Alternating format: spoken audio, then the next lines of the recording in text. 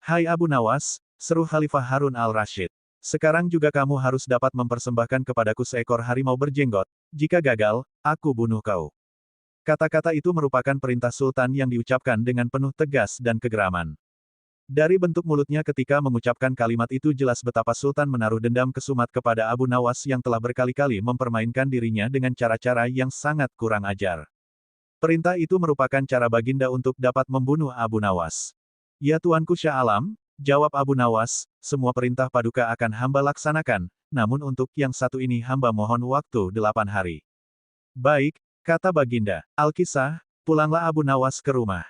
Agaknya ia sudah menangkap gelagat bahwa raja sangat marah kepadanya, dicarinya akal supaya dapat mencelakakan diriku, agar terbalas dendamnya, pikir Abu Nawas, jadi aku juga harus berhati-hati. Sesampainya di rumah dipanggilnya Imep orang tukang kayu dan disuruhnya membuat kandang macan. Hanya dalam waktu 3 hari kandang itu pun siap sudah.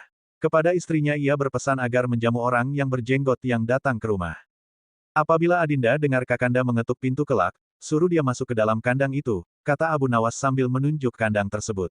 Ia kemudian bergegas pergi ke musala dengan membawa sajadah. Baik, kata istrinya. Hai Abu Nawas, tumben lu salat di sini. Bertanya imam dan penghulu musala itu. Sebenarnya saya mau menceritakan hal ini kepada orang lain, tapi kalau tidak kepada tuan penghulu kepada siapa lagi saya mengadu, jawab Abu Nawas. Tadi malam saya ribut dengan istri saya, itu sebabnya saya tidak mau pulang ke rumah.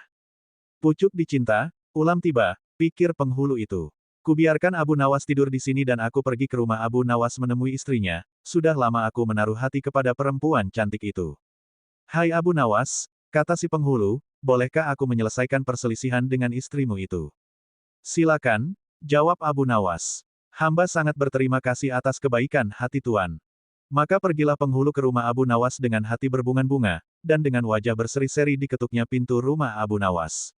Begitu pintu terbuka ia langsung mengamit istri Abu Nawas dan diajak duduk bersanding. Hai Adinda, katanya, apa gunanya punya suami jahat dan melarat, lagi pula Abu Nawas hidupnya tak karuan, lebih baik kamu jadi istriku, kamu dapat hidup senang dan tidak kekurangan suatu apa. Baiklah kalau keinginan tuan demikian, jawab istri Abu Awas. Tak berapa lama kemudian terdengar pintu diketuk orang, ketukan itu membuat penghulu belingsatan, kemana aku harus bersembunyi ia bertanya kepada nyonya rumah. Tuan penghulu, jawab istri Abu Nawas, silahkan bersembunyi di dalam kandang itu, ia lalu menunjuk kandang yang terletak di dalam kamar Abu Nawas. Tanpa pikir panjang lagi penghulu itu masuk ke dalam kandang itu dan menutupnya dari dalam, sedangkan istri Abu Nawas segera membuka pintu, sambil menengok ke kiri kanan, Abu Nawas masuk ke dalam rumah. Hai Adinda, apa yang ada di dalam kandang itu? Tanya Abu Nawas. Tidak ada apa-apa, jawab istrinya. Apa putih-putih itu? Tanya Abu Nawas, lalu dilihatnya penghulu itu gemetar karena malu dan ketakutan. Setelah 8 hari Abu Nawas memanggil 8 kuli untuk memikul kandang itu ke istana. Di Baghdad orang gempar ingin melihat harimau berjenggot. Seumur hidup, jangankan melihat, mendengar harimau berjenggot pun belum pernah. Kini Abu Nawas malah dapat seekor. Mereka terheran-heran akan kehebatan Abu Nawas. Tetapi begitu dilihat penghulu di dalam kandang, mereka tidak bisa bilang apa-apa selain mengiringi kandang itu sampai ke istana hingga menjadi arak-arakan yang panjang. Si penghulu malu bukan main, arang di muka kemana hendak disembunyikan. Tidak lama kemudian sampailah iring-iringan itu ke dalam istana. Hai Abu Nawas, apa kabar? Tanya Baginda Sultan, apa kamu sudah berhasil mendapatkan harimau berjenggot? Dengan berkat dan doa tuanku, alhamdulillah hamba berhasil, jawab Abu Nawas. Maka dibawalah kandang itu ke hadapan Baginda, ketika Baginda hendak melihat harimau tersebut, si penghulu memalingkan mukanya ke arah lain dengan muka merah padam karena malu, akan tetapi kemanapun ia menoleh, ke situ pula Baginda memelototkan matanya.